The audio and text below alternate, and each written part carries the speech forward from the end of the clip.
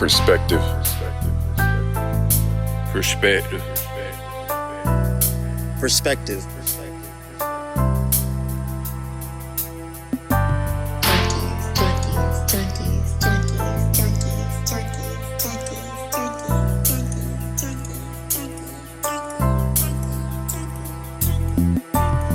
Welcome. This is your host, Fonte Swank, aka the man of mental health. Really the student.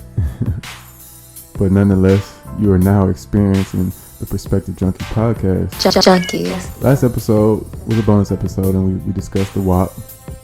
WAP. But more importantly, we talked about how rap music can affect the young minds and the impression it can make. And so we had a great episode, but this one we're getting a little bit more serious. And we're going to discuss the riots. I know this is a sensitive subject right now, and the world has been so intense because of it. And so we thought it was important to discuss, our opinions and our perspective on it. So, this will be back on YouTube. So please subscribe, like, comment, rate, all that good stuff. But more importantly, enjoy.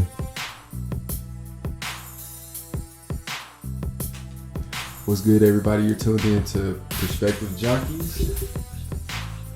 I'm your host, KV Knows Most. Fonte, the realest. Cody, Captain Controversy. And we're going to jump right into it. We got a topic for y'all, the riots. We may be a little late, but we right on time. It's still going on. It's still going on. They out there in Chicago going crazy. Right. Hey, go ahead, lead it off, big dog. Man, it's always on me. But I have a lot to say about this because I think we're getting to a danger zone. A danger zone is when people feel fearful or scared to comment on the obvious. When the riots first started, where I'm from, like around in the Georgia area. Metro Atlanta. I remember my friend asked, "Hey, are you going?" And I was like, "Nah." Oh man. And for those who don't know me, I was in a lot of Black student organizations, and I was involved in a little like silent movement. Where we were commenting on the police who were, I think, giving us a little bit of hell at on campus parties and things of that nature. Even though we know that there was white fraternities and sororities having like drugged out, drugged out functions within a 5-mile radius, and we like, dang, we ain't even doing that now. I understand when they stopping it when it's fighting, they were just stopping the fun.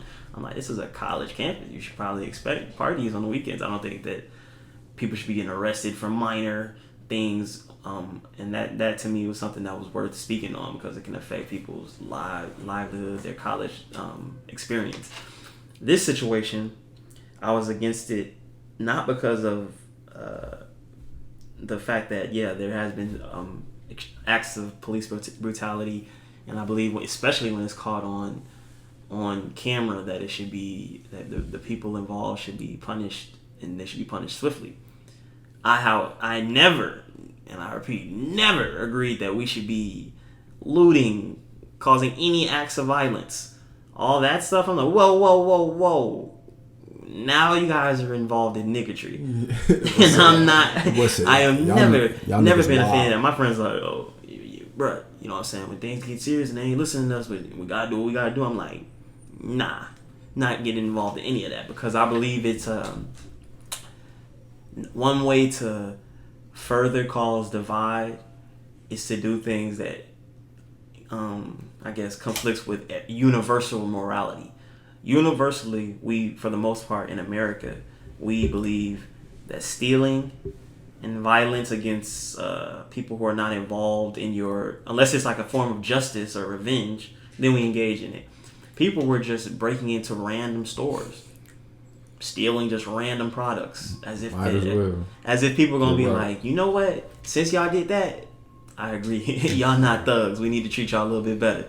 I'm like, nah, that's not the case. At the moment, like I've said, other podcasts and continue to say, there's a fear amongst white people. They don't feel like they want to be deemed racist. Being deemed racist is so reprehensible that they're like, hey, I don't want to comment on anything. And the ones who do are immediately considered, oh, this is a conservative Republican and he's for racism, he's for sexism. I'm like, nah, like call a white person privileged and you'll think they was black and heard the hard R, like right, like they do not want to hear, you know what I'm saying, like privilege or anything that associates them with being wrong towards protected groups. And you know, I first initially I'm like, yeah, we should try to protect these groups. I'm like, now we going too far. So on behalf of white people, I'm just having to say certain things that I feel like needs to be said to check the boxes of things that that we need to have a response to all the chaos that's going on. And I'll say it since no one else wants to say it. I'm like, yeah, y'all niggas went too far. Y'all are crazy. Like y'all went like that's out of pocket. Like and people will be like, oh, you can't say. I'm like, what are you talking about? I gotta disagree. Definitely, they went too far. Like you should not have been messing up. You don't even look at it from an economic standpoint. We don't have to use emotions. People can have, oh, I feel like you don't know, when this happens to you, you might want. I'm like, from an economic standpoint, it encourages businesses, which give jobs, which stimulate, the economy and causes families to better be able to provide. Why would they go into areas that are predominantly black if they have fears that in situations like this, which is inevitable that it will reoccur eventually, why would they go and put up their businesses and their shops? They don't. So say you destroy the shop and they don't come back. Even if they arrest the people, the perpetrators, the you know what I'm saying, what the initial cause is, there is no mandate that they have to reopen up these shops out here. So say your whole economy dies because in a response, an emotional response to one situation or several situations in the past, you decide to destroy buildings and ultimately decrease the job opportunities in your area. Let's clarify. I want to hear what Vontae got to say. Let's clarify that first. It was a good percentage of white people, so we can't even just say, "Oh, this is on niggas this time." Right. Let me say something like that. They're using us, and y'all letting them. These white people, they can be rich in different areas. I'm like, how could they? Just because, like I said, they're scared to be called. Some of them are using it for clout. Some of them are scared to be deemed racist, so they're engaging in activities that are, it's just killing the whole wave. Like there's nothing, you can't even, from this, the headline, the thing that is most significant is the fact that destruction has occurred. You were trying to take it all, well, you know what I'm saying, we're focusing on this issue, but when you are too closely associated with something that is negative, with something that is clearly wrong, with something that cannot be repetitively done and cause any type of positive change, it doesn't matter. And people, just like you said, I've noted that it's definitely white people. But who are they protected from? Because if it's just a whole bunch of white people by themselves, without our okay, yeah, that's cool. Like y'all speaking on our behalf, we appreciate that. Without us saying that, it's just white people acting crazy, and they finna stop that immediately. They're not scared to stop it. They're scared because it's us also being like, no, this is for a bigger meaning, and people don't want to get called racist. So they kind of nervous. So it's giving white people that don't even deal with our situation. They not even involved. They like, if they nervous, oh well, that's how I feel about that. I gotta disagree. Go ahead, hop in. The first statement I disagree with. Your second one, saying that white people looting with us and just having fun with it, I do disagree. I do think they're using this for sure. But I disagree with you. I don't think we went too far. We haven't gone too far unless like niggas out here start killing cops back. I'm like, all right, y'all, wow. Killing. They've done that. Now that's too far. But the looting and stuff, I'm like, is it far? Is it far enough? What does it do? It gives a purpose. It gives a. You can't sit here and say, "Oh my God, they broke into that jewelry store. Black people are going too far." After watching a video of a man dying with officer's knee on his neck, so that you gotta compare the crimes. Then you gotta say like, all right, unless you arrest him for this, like nothing's too far. There's no going too far unless I go kill somebody too. Like, and even if they go kill somebody, they could feel justified and be like, he just killed somebody. He's still out free roaming. Breonna Taylor died. They're out free roaming, but you can't sit here and say like they going too far because they broke in, they broke some windows, they set something on fire. Like, they're not being strategic enough with it. Like they may not be. You can go bang into some random windows. It's like it's not the same as if you have chosen businesses who are supporting that type of causes going against you. You know, people, young black men like yourself need to go out there and organize some stuff. But that's another topic. But I still don't think, like, you still can't be like, yeah, they going way too far. Even though they just killed 30 niggas for free. No jail time, no repercussions. You can't say nobody's going too far unless they're out there killing 30 white people for free. No jail time, no repercussions from it. That's why I can't say, but I do agree with that. Out here looting, out here just destroying anything with no purpose. You really out here just going shopping for free stuff. You really out here just going shopping for free stuff. You right. That's personal reasons. That's personal reasons. That would be setting us back, but even then, it's still not setting us back because the killers of those innocent black people are out, free, roaming, chilling. And you just sat here and said like you were part of protests of people getting arrested at parties. Hold on now. It was that, but it was also during the time that the 2016 protests were going on as well. So it was still like a time period for it, and it wasn't solely on that. It was just like, all right, we fighting that, and we feeling this pressure here. So it was like, all right, we need to do something, like, period. And you saying the parties, like, because the fact that they're at parties are kind of minimized. I'm like, if you get arrested, you going to jail. Jail is jail. Like, it doesn't. Like, let us party. It's not like I'm saying, hey, it's the like you. What I would say is I guess response to what you're saying is that, to me, what you're saying is a hypothetical on paper explanation and justification for what would happen. In a perfect world, it would enlighten people, it would open people's eyes and say, listen, we just let this crime slide. By that justification, any other crime would be less valid. In real world, in reality, what it does is this. It causes tension. It causes a divide within our race of people that's like, I don't agree with that. So then they're called coons, sellouts.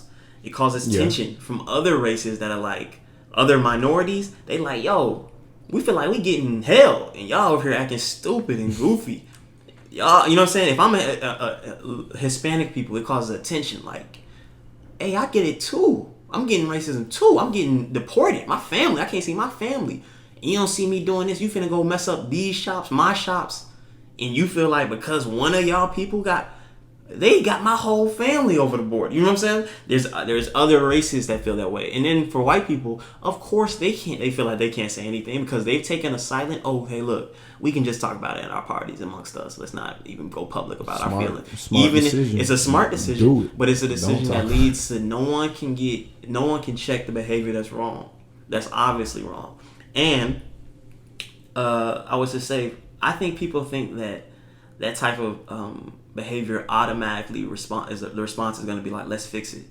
When you are in a situation where you don't have the economic power, the manpower, the weapons, you need to keep in an old school, you need to keep like a knights and castles mindset towards war with different groups. If we were back in the time when we were just going to horses and castles and stuff like that, you would never go into an empire that has more soldiers than you, better weapons, more money, more education, and just start breaking stuff. Because if they ever decide to flip, they could be like, hey, let's chill, we did do some bad stuff. But if they ever decide to flip, they go and kill all y'all people. When we create this tension of a race war, it needs to be a morality war. The war is, listen, all we saying is stop sending people to jail for a whole bunch of years for having a blunt. If you get caught on film and you beat somebody's ass or you kill them for the wrong reason, arrest them. These are two solid standpoints that even most white logical people can agree with. However, when you make it a black versus white people, we talking crazy, we can say anything about them and stuff like that. If at any time a powerful white man gets the reins or woman and says, hey, look, they acting crazy, man, they bucking, we try to show them some love, they out here acting stupid, what we finna do? Could go and do... You think they've been showing love? You think that they've been showing... I think they've been showing restraint. I think that they've been showing compassion. They've been trying to understand in certain situations that... And also what you got to keep in mind is a couple of incidents is not representative of the relationship we have with them in general. You have to look at it from a historical point of view. If we were once to the point where you're getting killed or murdered or, you know what I'm saying, beaten for engaging in interracial relationships, and we had the point where people marry freely and that's considered wrong for you to speak on it, you've made significant progress. If we were once at the point where we feel like police could go and kill anybody, and at this point there is a negative stigma following you, you made progress. Now I get what you're saying. Hey, we ain't got to the point where they're arrested, and I say that is a logical standpoint. All I'm saying is that what we've done with the rioting, where it's not becoming a protest, where we're actually engaging. Hey, you rob, you break a store, and people can't. And just like what you said, like I can't say that's wrong because I'm like, nah, it's wrong. 2 people are wrong. What you're trying to say is 2 wrongs don't make a right. I could give you that, but it's almost like no wrong way to protest right now because there's no progress being made in almost any approach that we've been taking. That's why I'm in the standpoint like I'm not gonna go loot. I'm not gonna go riot. I'm not finna go slap no white person because I ain't finna do all that. But I would stand for we marched in Atlanta for a purpose and we knew what we wanted to get our point across. But I'm not. Rioting isn't my way, but I'm not gonna say it's the wrong way either. You would have to say what I would have to say is the fact that you say you wouldn't engage with it is fishy. It suggests a little bit of like, just not gonna. And then B, I would say if the activity you consider acceptable is repeated for any type of movement of injustice, what would be the long-term consequence? So let's say, for example, a black cop does this, or let's just say a white cop does it again. If we continue to do the same activity and it doesn't lead to any changes, like they don't arrest the people, would you say that it would just destroy us, our economy, destroy the world? Like what is the long term results of it? It may. And if your mindset is like, hey, let it burn, I'm like, it's going emotional to me. That to me is the same mindset of a gangbanger. Like you involved in a gang, one person gets shot, I go kill them, and then they go kill my family, and then I go kill them. That's when I said it's going tat. too far. Because going tit for tat is us going back and killing those. What cops. I'm saying is that nobody did that. The belief that nobody even beat them up. They have been though. Those cops got beat up. Not those cops. I'm saying cops have been beat. Cops have been killed in different cities. There's casualties in everywhere. No, but what I'm trying to say is this. It also leads to it kind of, you have to have that's when I bring up foresightedness. If you believe people would riot and break through the stores of innocents who are uninvolved, you are silly to believe that violence is not the next step. I would also say this: we as African Americans, although we know that police mistreat us, we also like, hey, it's some crazy dudes out here. We need the police. Some of these dudes need to get it. So that's a whole nother topic. That's police reform. I'm not a fan of y'all. Like, we just need to take it in our own hands. We can police ourselves. Hell no. I'm like, I don't trust all y'all, boy. I'm like, so when you saying, hey, you mistreat the police to the point where you just break everything down. It's like you completely just denounce the whole profession. And I've been at times where I didn't like 12. You know what I'm saying? Like, everybody has the same comment because I'm thinking in the mindset like, dang, like, you really are willing to put people in prison for, marijuana? I think of that as like, that's wrong. However, I do note that if I was a person that was in the hood, growing up with gangbangers to the side of me, I wouldn't want to live in a world where the police didn't exist. I wouldn't want to live in a world where the police are not handling business. But what if you was in the hood and that was the circumstance? And police was slow, like they who pull up? And it is slower in those type of areas. And then them dudes game like the dudes in it like that's their family, that's fam, that's their brothers. I wouldn't compare it to that. But if I know that I could go make $1 million and whatever I go buy or whatever I do, my money can be taken and nobody be out there be like step to it like, hey bro, they hit you, they stole your car. How we gonna find it? Like, I don't know. 12 don't exist no more. I'll be hurt off that. That's what I'm saying. And when you do things where you have riots, stuff like that, what incentivizes people to join law enforcement? What incentivizes the law enforcement to come? They come. The reason that they come 20 minutes late is not only you could say, oh, it's a dislike for the race. That's a part of it is a prejudice. The second is that this community likes us the least. Mm-hmm. How much do I want to help a person that likes me the least that's going to complain about whatever way I take this? Yeah. And I'm saying, sound like for me, sound like women, right? No, but they working for the law. They're not working for particular people.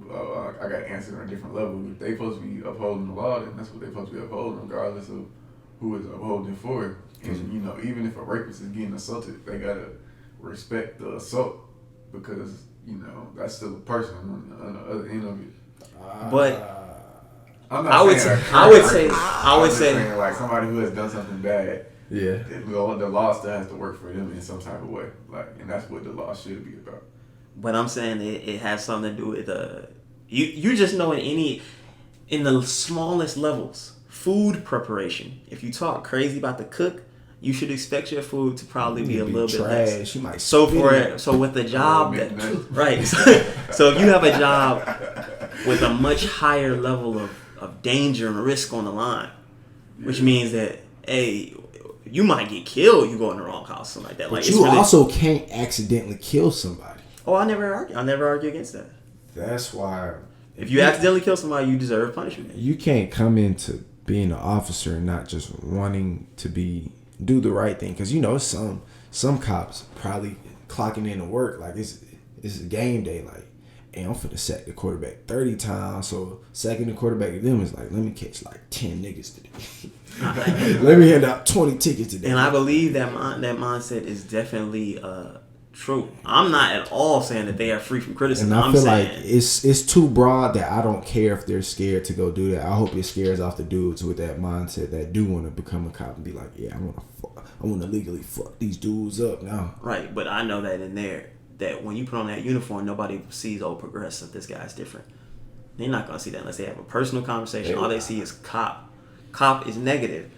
And I'm saying there's negative impacts on that mindset. I feel like that's from an area standpoint. I was the resource officer at South. I was pretty cool with him. He's a cool dude, but you gotta talk to him, and you never know what they gonna do in that situation. Like, a black man might get loud with them, and they might turn in, drop them ERs. I feel like a lot of white people got that in them. They've been dying. They've been itching. Let me try.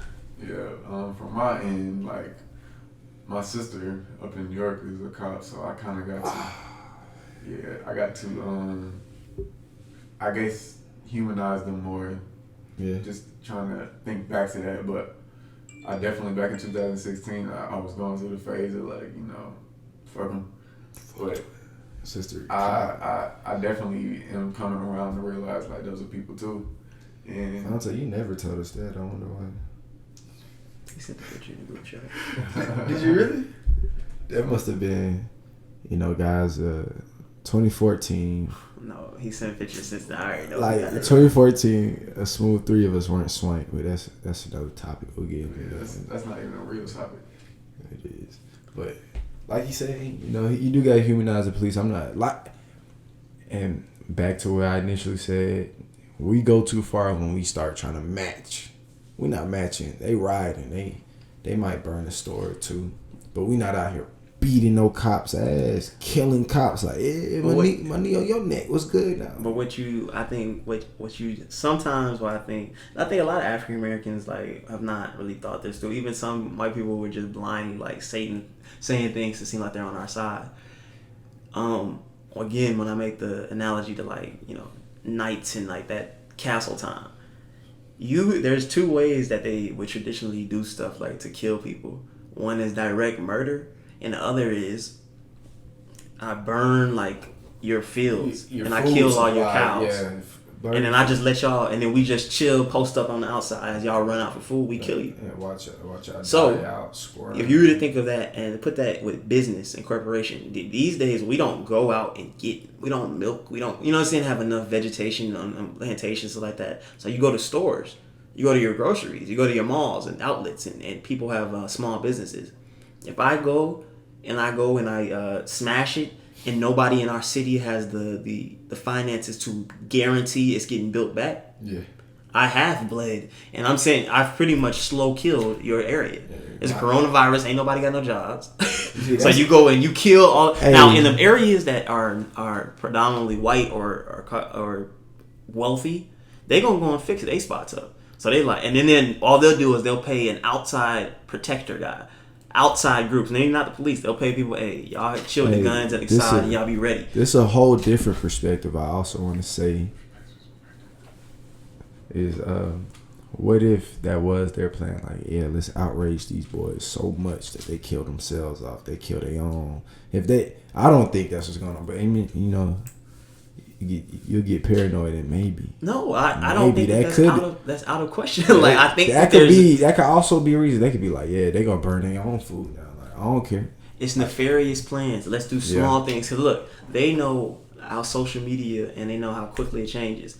So back in the day, they might have had they didn't have the social media where they could just instill fear or hate or resentment in people's heart. You have to do it on a case by case. We ride in your city with it. These days, hey, we can have one act of violence. Make sure y'all go send that out. Go send that out. Get everybody hyped. Get them tight to the point where you, Kinsey, from a suburban area, living working a regular job, even you can't get to the point where you could say, I think that's wrong. You like, I don't know. If I can get you, I can get the hood. I can get some people who are ignorant or more prone to violence. I can get some people who they just scared to talk against people. So if I get this large group to go and destroy certain areas, it allows for me to go and get certain politicians I want. Hey, go say this. And they'll go and appeal to this group, get everybody riled up. Then they'll switch up and go invest in my company as some stuff that's wild.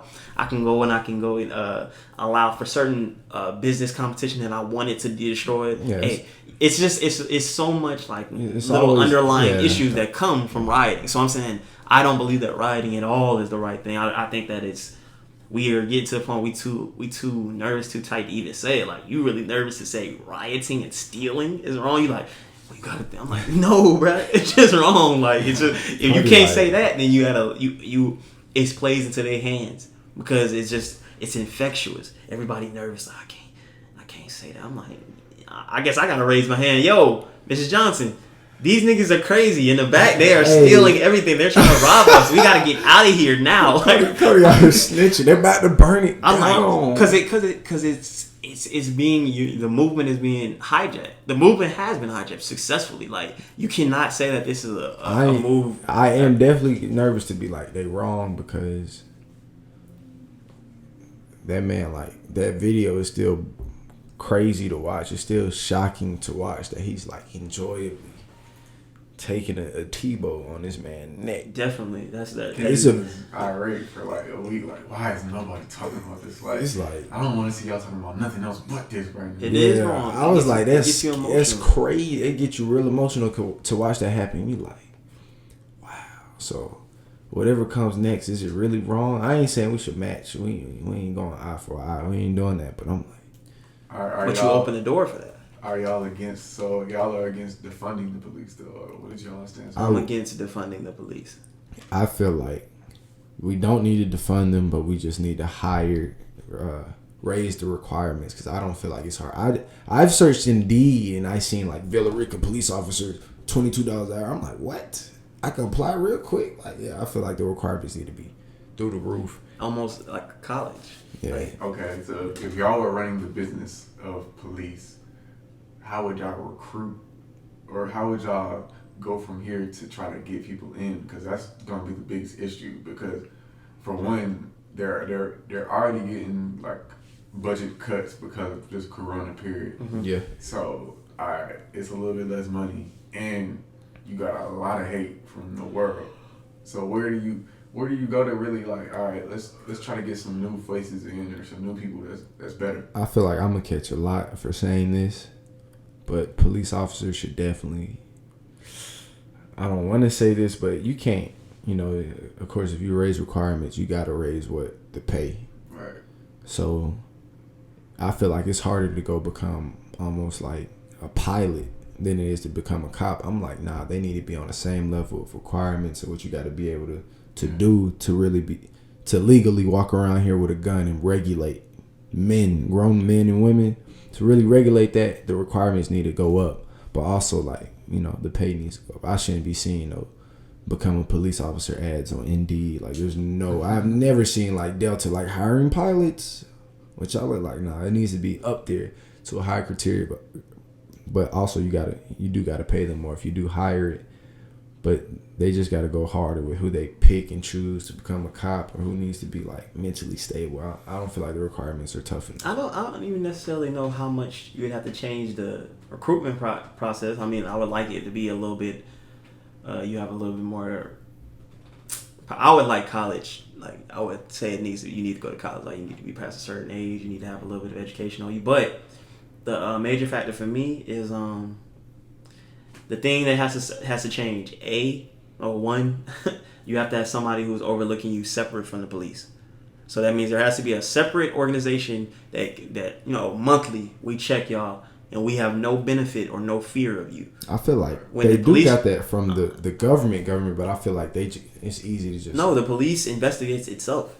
There needs to be, I'm telling you, like police, so that you have to have outside person that's able to come and look and make sure everything y'all are doing is it is just a swifter punishment of anybody who is caught doing some wild stuff. Yeah. If you do that, we might have a whole different stance on how we feel about certain things. We only have a fear because we like, you can get away with it.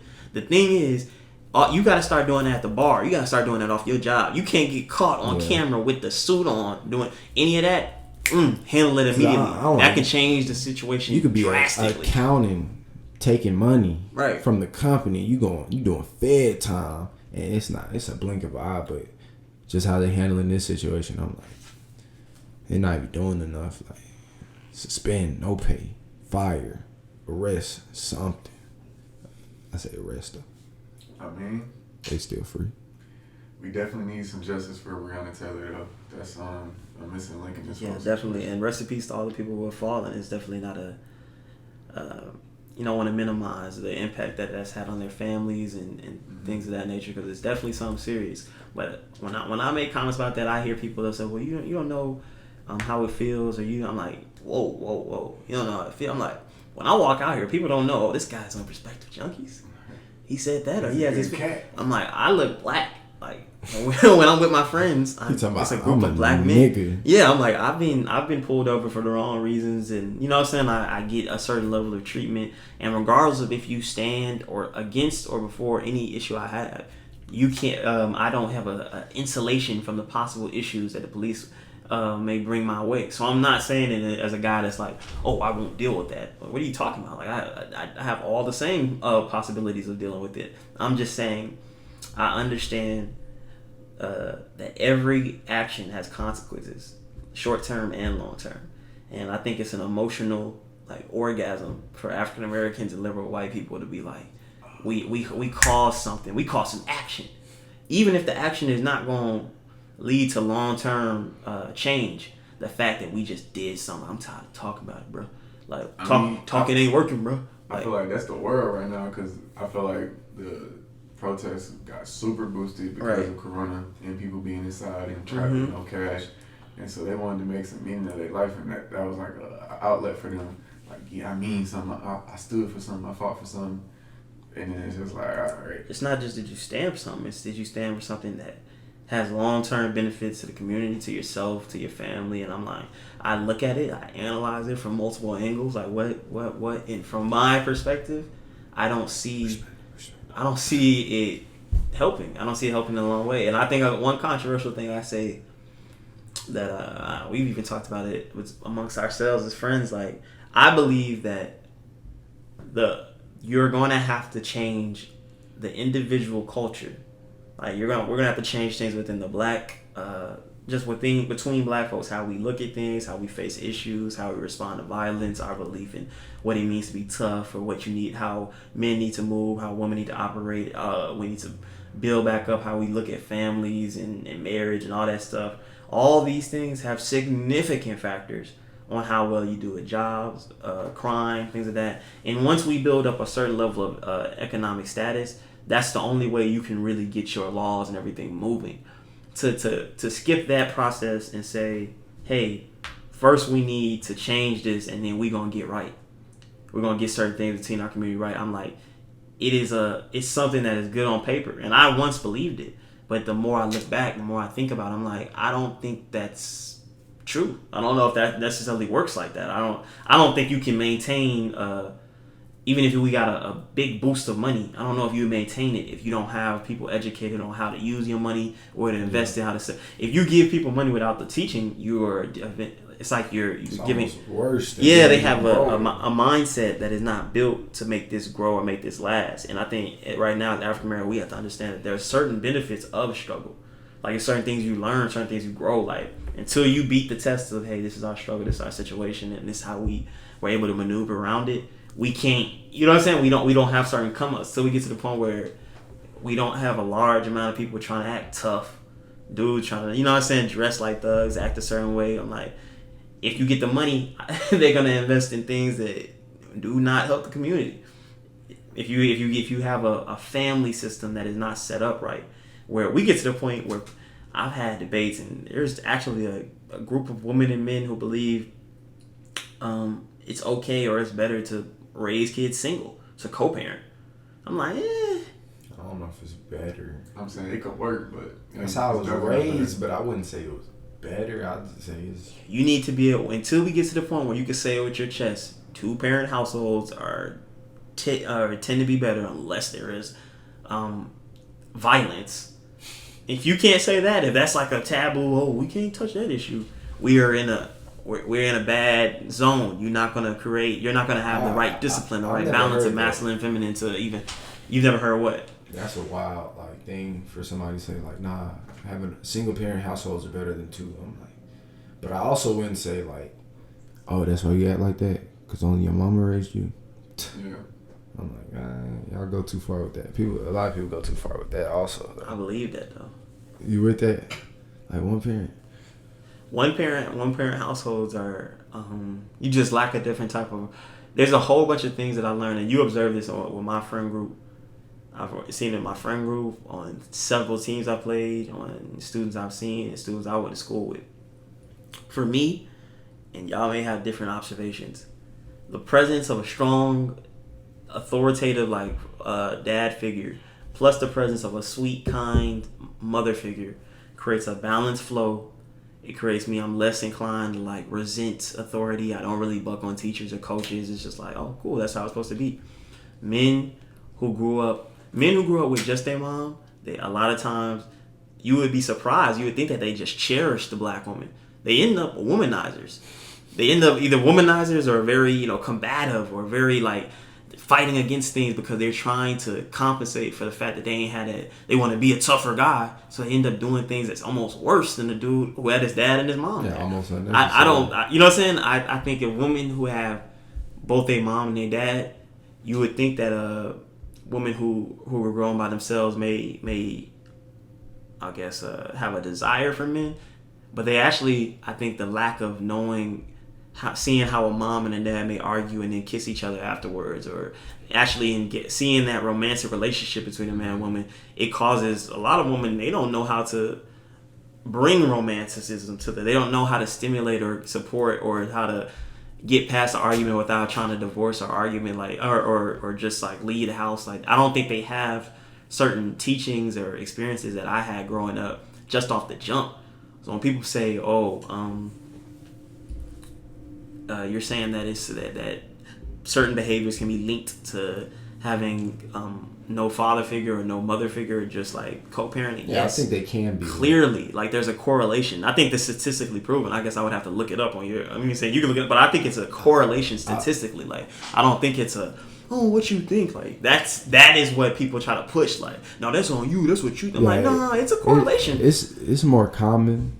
But also, it still just comes down to the parents, because little Billy could have his mom and dad just wild and still, though. It can still happen. I know a lot of people with both their parents in their life that I assume, your dad is in your life?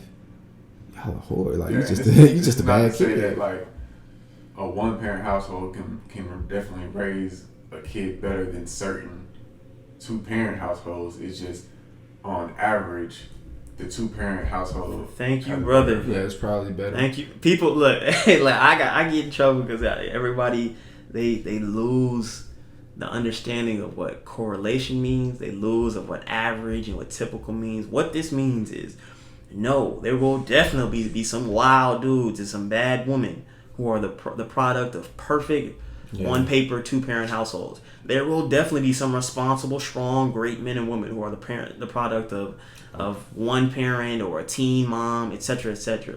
What I'm saying is that if we take 100 though, we take 100 of 2-parent households and we put them in against 100 of 1-parent households, I will bet the house that the 2-parent households will do better and they'll likely achieve more education.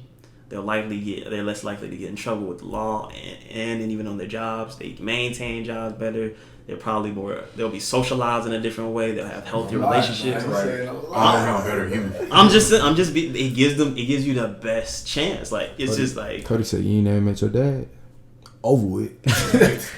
Dead as fuck. LeBron James. I don't know. I'm just saying, for me, you had a father figure. I'm like, these is like top 5 responsible dudes I know. These the top 5 most responsible. It seems like they're the calmest. They deal with anger better. They have better relationships. Friends that gravitate towards them. Women consider them more responsible. They lean on them. What would be my observation of people who had different? I'm like, not devils, but it's something you don't. There's something you ain't got. You ain't got this aspect. Question. Do you feel like there's a bigger correlation with 2-parent versus 1-parent, or younger parent versus older parent? Like, what do you think about that? 2-parent versus 1-parent, Like, and then of course age matters. But if I had to pick which one, don't do both. But if you had to pick which one, 2 young parents versus 1 young parent, you're gonna pick the 2. If you had to pick 2 older parents versus 1 older parent, you're gonna pick the 2. So I would say 2 comes down to something that I do it like this: a older single parent or a young 2-parent household as well. Let's get in that more so. I say, Give me the ages too. All right, let's say it's a 32-year-old woman got a newborn and a 20-year-old couple. 20-year-old couple. You got that? Okay. Now, also, I think what you're getting towards, this would be a better question. A financially set single parent versus we ain't got no jobs, or like we're struggling in money 2-parent. Right. If that's your argument, then you would go with financial, because money has a significant. And even then, I would argue, I'm like, when you have a baby at 20. You have a lot of time before the kid is even aware of finances. You got a lot of time to get the jobs. I still don't know. You feel what I'm saying? A lot of time they tend to really catch up. Right. So I'm like, but now if you wanted to make the argument like I'm trying to think of someone who struggled, like you don't have a certain level of education, so you're almost like stuck in low paying jobs. Yeah. If you were to say, hey, this person never reaches this couple never reaches beyond 40,000 or beyond 50,000, and this one person never goes below 50,000 or something like that. And even then, that's how much I like 2-parent. Like 2-parents. Like maybe. Yeah, maybe. But I'm like, I have 2-parent. What would you say, Kenzie? See, I feel like I got a combination of everything. Not the young parents, but my mother and my father, they weren't married majority of my life, and we all lived with my mom. So she, but I wouldn't say she just raised us on her own, because she had support from my fathers. And I lived with my father at one point also, and they had me like late 30s. They're old. So it's kind of hard to say, but there was never a point in my life where my mother was married, like in my life, and there's never a point where my dad was married in my life. So would that be me jumping from single parent households, or would that be like, or you count it as co-parent? Like, yeah. I mean, it's a good little situation. However, I would say, how often did you see your dad? Because I feel like there was one point, he had a presence in my teenage. Like I remember, like high school was different, but at one point I lived in San Diego with my mom and my brothers and like all her family. Oh, he was in Georgia. Yeah, he was in Georgia, but he used to fly out to Cali. I seen my dad, bro. I think a lot. I used to fly out there to Georgia too. So I mean, it has to be co-parenting, because it's obvious that a 2-parent household in the same household has a different. Like, that's what I'm talking about, really. And even then, I would say, you ended up good, but I wouldn't encourage. You know what I'm saying? I still say the one parent is just. I'm talking about you, the 1%. Right. I'm like exceptions to the rules, man. But if you didn't have your pops in this situation, then it could have definitely been different. That's really more like what I'm. But that also comes with family. Because I had my grandfather and my uncles in my life. Yeah, you see how it's like family's crucial. You got uncles, grandfathers, older brothers, and older cousins, and a solid amount of coaches. So you had a hella man like influences. Like, I'm not even saying that it's just a man. I'm like, you would be a different weirdo kind of guy if your mom wasn't there. And you just raise around a man, a whole bunch of men just like... You wouldn't have no love in your heart. Yeah, you just be a hunter, just straight like vicious and savage. Right. Like it's the balance to me on a day-to-day basis is critical. It's what would you say would you rather 2-parent, young or 1-parent? I'd rather 2 parents, two stable parents. What makes it tough about that scenario is it's a lot of things like, all right, is the 20-year-olds going to make it? Are they going to stick together through it? If they stick together and you kind of get taught the grind and you get to see the come up of your parents, then I definitely would still go with the 2. It's still so many factors because you got to factor in, was you an accident? Was it planned? Yeah, but I definitely had some benefits because my parents were older too. My mom had me at like 32. So I felt like that overall. 28. Mine's 28, so. Really? Yeah. I thought it was younger than that. Oh, but you got older brother. Yeah. Dad, pops. You know, pops. But yeah. So that's when I feel like it had a benefit because I was a chiller person, and I saw that how certain individuals who had the young parents would let them do whatever. Yeah, they was wild. Yeah, like they can have some fun, but it gives you too much fun at a time that you kind of need a balance of fun. Right. Yeah. They ain't got no. And I just keep saying this, and I know everybody like dudes who don't have a dad. Some of it is combative because you truly become the lion of your house at like 11. Yeah. You walking around puffed up chest like, hey, yo, what we having for dinner? Like, hey, yo, you calling shots like you in middle school. So it makes you can't, it's hard as hell for the coach to say, hey, y'all get on the line. Hey, you late to practice, you gotta run. You bucking. Me. Like, what? You ain't my daddy? Yeah, because you even, the question of, you ain't my daddy, or like, I'm a grown man. I'm gonna do my own thing. To me, right? When you have a dad and a mom in the house, and my parents went through their little issues. There's definitely the job situations or stress and problems, blah blah blah. But just having a man in the house, to me, I didn't get that. I'm a grown man. I call my own shots feeling until I feel the appropriate age to get that, around 18. Right. That's the moment I really started feeling it. Like, before then, I'm like, there is a dad. Yeah, I'll listen. Okay, Mr. Johnson. I didn't. There was nothing in me there was no voice in my head like, yo, you think this dude know more than you, man? Buck on him. I had to grow. If anything, as in college, I had to grow and know when it's time to be that. Like, hey, I don't really have to do that. Or, hey, I'm gonna talk to the manager. Like, you tripping? Like, I don't want those hours. Like, I had to learn that aspect more than I had to because I'm okay with authority. I don't mind rules and restrictions. You know what I'm saying? It's easier for me to see that, to even see how my dad at many times that people think of me like. Sometimes I make stances. I comment on women, they think I'm like a misogynist. You know what I'm saying? Like, I'm like, my dad submits to my mom so often. You know what I'm saying? My dad submits to him like, I agree. Often. I'm trying to get you in trouble with Miss Williams. My dad listens to my mom like, okay, yeah, I get what you're saying, or I see that aspect of it. So when I get in relationships with my girl, it's not hard for me to be like, you're right. Yeah, all right, we'll do that. Yeah, I'm gonna see what I can do. Blah, blah, blah. You listen because I've seen it so often. When you are growing up as a man, you only see girls. You just bucking up on your sister and your mom. When you become in a relationship, you would think that they just, oh yeah, everything you say. But they be more likely to buck. They be saying they're softer when you're raised around straight women. So it goes both. I would say it's either one is an argumentative, petty, just like, not even a dude that is homosexual. We talking about they're petty men. They're just soft, yeah. They can't take nothing. A girl has a little issue. She say something like, I just don't like when you do that. He fold them. All right, bro. Like, what? I'm like, she can't say nothing? Yeah. Dang, she can't say nothing without you tripping. And then there's dudes on the opposite. They cold-hearted, I have no comments. I'm not mad. I just want to have sex and get money. And they think that's good. I'm like, that's horrible. Not only is your girl being not getting stimulated in an emotional way, you have a boy or a daughter. What type of dad are you gonna be? Cold and heartless. I'm at the game. Good job. You need something? I'm going to work. Y'all need clothes. Here's some money. You cold, you don't have no balance. It's a lot, and they don't see the problems. It's always a slippery slope. Always, man.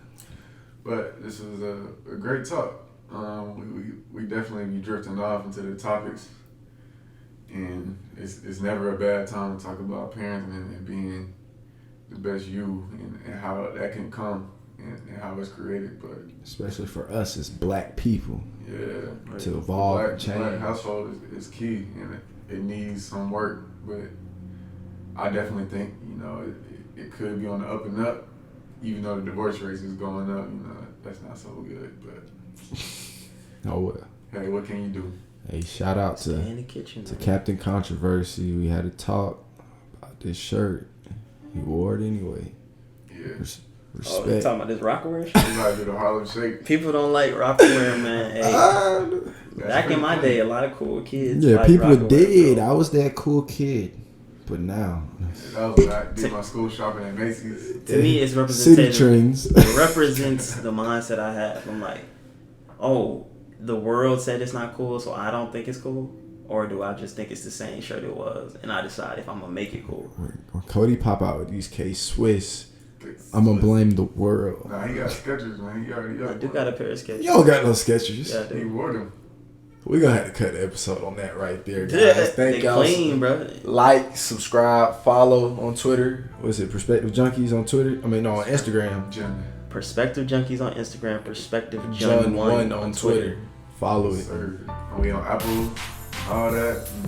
Like and subscribe. Spotify. Rate. And rate us on the podcast app.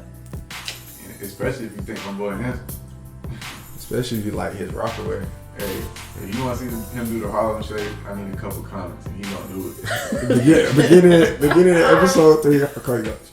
He's just gonna come in. I might go slow. It look like the cha-cha. Romeo. Cha-cha, bitch. But we love all the people supporting us, and we appreciate it. Peace.